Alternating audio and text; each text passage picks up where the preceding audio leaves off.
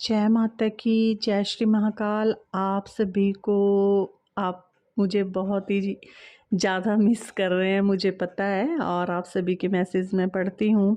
But समस्या है तो फिर है सभी के लिए, ठीक है। कुछ कुछ नियम मुझे परिवार में रह के फॉलो करने पड़ते हैं, पर मैं आपके साथ बहुत जल्दी ही लाइव जुड़ूंगी।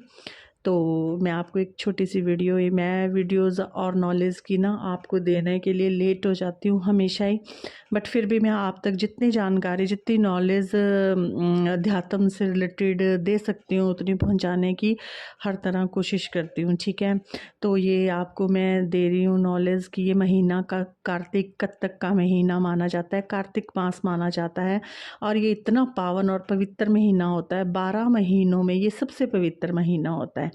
लेकिन अब तो ये गया, चलो मैं भी अपनी समस्याओं में उलझी हुई थी। आप सभी को मैं ज़्यादा इसके बारे में नॉलेज दे भी नहीं सकी, क्योंकि आप सभी को कुछ पता नहीं है ज़्यादा अध्यात्म से रिलेटेड, खासकर जो मुझसे जुड़े हुए हैं। मैं जो बता रही हूँ आप वही फॉलो कर रहे हैं ना, बाकी आपके साथ अन्य लोग भी सुन लेते हैं। तो फिर भी अब ये 5 दिन बहुत ही ज़्यादा चमत्कारी, बहुत ही ज़्यादा लाभदायक होते हैं। आप प्लीज़ करिए, और इन्हें आप फॉलो करना, जिस तरह मैं आपको बता रही हूँ ये सब आप करना, क्योंकि आप थोड़ा थोड़ा जीवन में पुरुषार्थ अगर करते हो तो आप कहीं ना कहीं राइज कर जाते हो। कई लोग कहते हैं ना कि हाँ बता दिया, ग्रहण का बता दिया, ये कर दिया, और दिन, अरे बूंद बूंद से ही घड़ा भरता है। आज ग्रहण पे कुछ करोगे, कभी कत्तक में कुछ करोगे, मत्स्य को कुछ करेंगे, पूर्णमासी को, धीरे धीरे धीरे धीरे बूंद बूंद से ही घड़ा भरता है। लेकिन लोग अपनी अपनी हाँकते हैं, अपने आप को ही ज़्यादा मतलब कि इंटेलिजेंट समझते हैं, दूसरे को बेवकूफ़ी समझते हैं, ठीक है।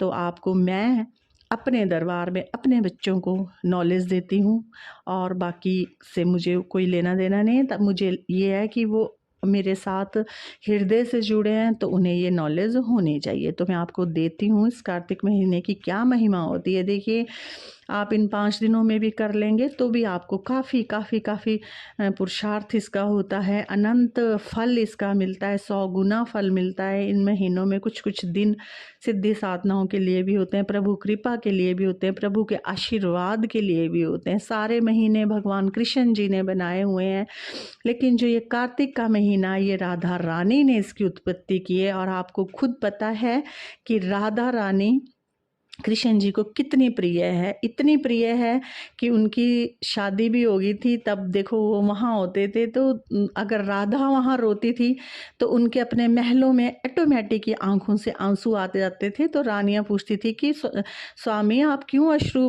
बहा रहे हो, तो वो कहते थे कि मुझे राधा याद कर रही थी। ये आत्मिक प्रेम होता है, ये हृदय का प्रेम होता है, और ये बड़ा विचित्र होता है, और ये बहुत ही अद्भुत होता है ना। तो इसको दामोदर मास भी कहा जाता है, तो ये कृष्ण जी का मास भी कहा जाता है, ठीक है।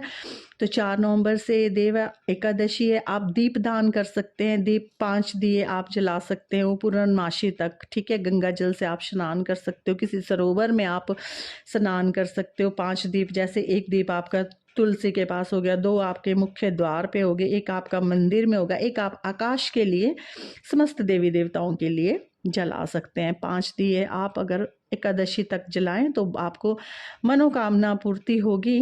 और किसी भी सप्त नदियों का, किसी का भी जल हो आप स्नान कर ले। अगर आपको नदियों का जल भी नहीं मिलता है तो आप आंवले का रस डाल के स्नान कर लें, ठीक है। अगर वो भी नहीं मिलता है तो आप हल्दी डाल के स्नान कर लीजिए, खाली स्नान मत कीजिए, ठीक है, इन 5 दिनों में। और आपको अनंत फल की प्राप्ति होती है। बाकी आप परिक्रमा तुलसी माता की साथ परिक्रमा कीजिए, सुबह शाम आप तुलसी के पास दिया जलाए, क्योंकि तुलसी को भी वृंदा ही कहा जाता है। भगवान जी कृष्ण भगवान जी की इनसे मान्यता है। विष्णु सहस्त्र नाम का आप पाठ कर सकते हैं, अपने गुरु मंत्र को सिद्ध कर सकते हैं जिनके पास गुरु मंत्र है। नहीं तो ओम नमे भगवते वासुदेवाय का आप जाप कर सकते हैं। 108 माला करें, ज़्यादा करें, 10,000 करें, 5,000 करें, वो आपकी अपनी कैपेसिटी है, तो आप ज़रूर करें। मेरा काम है आप लोगों को नॉलेज देना और आपका काम है उसे फॉलो करना, ठीक है। मैं जितना भी अपने इतने बिजी शेड्यूल में के लिए समय निकालती रहूँगी, ठीक है। जब तक मेरे पास टाइम होता है मैं ज़रूर आपको कोशिश करती हूँ आप तक नॉलेज पहुँचाने की।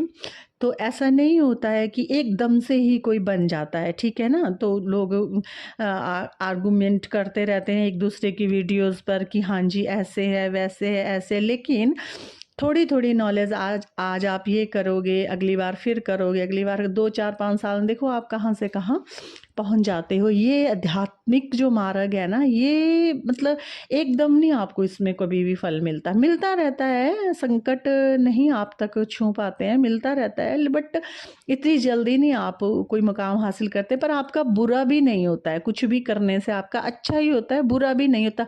बुरा सिर्फ तब होता है जब आप किसी का बुरा करते हैं, उन्हीं लोगों का बुरा होता है जो दूसरों का बुरा करते हैं, ठीक है। तो ऐसा आप सभी फॉलो कीजिए, अच्छों के साथ अच्छे बनिए, अच्छी नॉलेज लीजिए, आपका उद्धार होगा।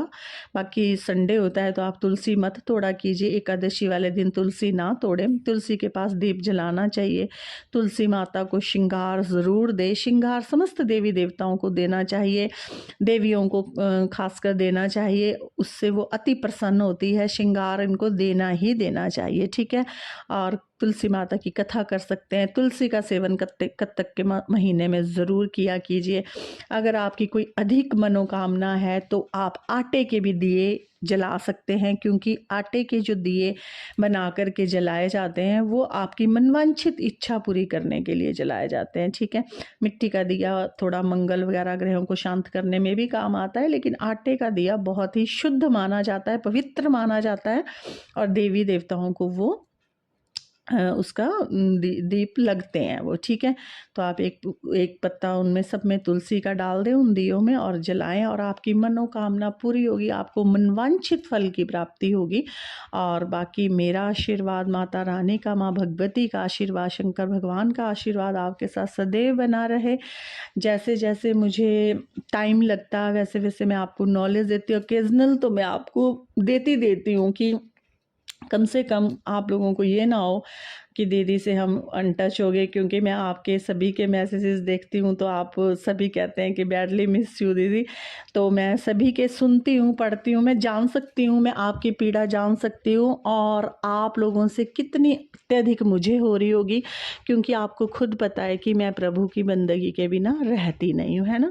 तो आप सभी को मैं यही कहूँगी कि हर समय को झेलना सीखें। प्रभु ने ये आप सभी को भी बताया होगा कि ठीक है, अगर आपकी लाइफ में हम नहीं भी होते हैं तो आप क्या क्या कुछ किया करें, तो ये सब आपने करना है, और भगवान आप सभी की रक्षा करेंगे, ज़रूर करेंगे। अगर देखो आप करोगे तो ऐसा कभी नहीं होगा कि आपको फल नहीं मिलेगा, मिलेगा, ज़रूर मिलेगा। ऐसा नहीं होता कि आपने किया और आपको नहीं मिला। अनाड़ी जो होते हैं ना, अनजान होते हैं ना, जैसे कहते हैं ना कि तोतले बच्चे से भी कुछ अच्छे लगते हैं, वैसे अनजान पूजा करने वाले भगवान को अति प्रिय होते हैं। जानकीरों को भगवान इतना पसंद नहीं करते, लाइक भी नहीं करते हैं, जो बड़े ज़्यादा मंत्र तंत्र शंत्र, बड़े ज़्यादा पूजा पाठी कर्मकांडी होते हैं ना, उनको नहीं इतना जितना भगवान जी अनाड़ी व्यक्ति की पूजा को स्वीकार करते हैं, ठीक है। जैसे अब हम बड़े सुरीले भी नहीं हैं, गाना भी नहीं आता है, हर कैसा ही गाते हैं, तो भगवान आपने देखा ही है कि भगवान कितना आशीर्वाद हमें देते हैं, ठीक है ना। उसी आशीर्वाद से हम सब ठीक होते हैं। तो अच्छा करें।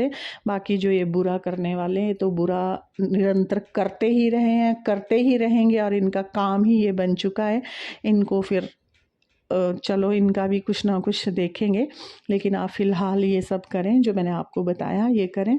और मैं हमेशा ही आपके साथ जुड़ी हूँ, डायरेक्टली इनडायरेक्टली मेरा आशीर्वाद आपको पहुँचता ही है, और मैंने पूजा करनी शुरू कर दी है। मेरी ब्लेसिंग आपके पास ऑटोमेटिक जा ही रही होगी। जय माता की, जय श्री महाकाल।